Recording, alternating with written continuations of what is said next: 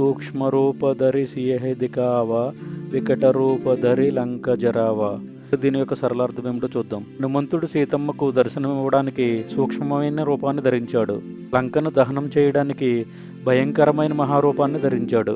దీని యొక్క ప్రతిపదార్థం ఏమిటో చూద్దాం. సూక్ష్మ చిన్నది, రూపధరి రూపాన్ని ధరించి, సియహి సీతమ్మకు, దికావా చూపించాడు, వికట భయంకరమైన మహత్తరమైన, రూపధరి రూపాన్ని ధరించి, లంక రావణుని నగరం, జరావా దహనం చేశాడు.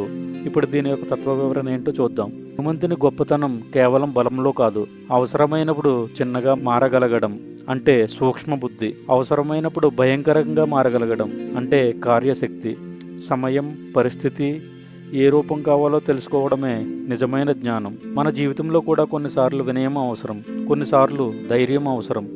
ప్రతి పరిస్థితికి ఒకే విధంగా స్పందించడం సరికాదు.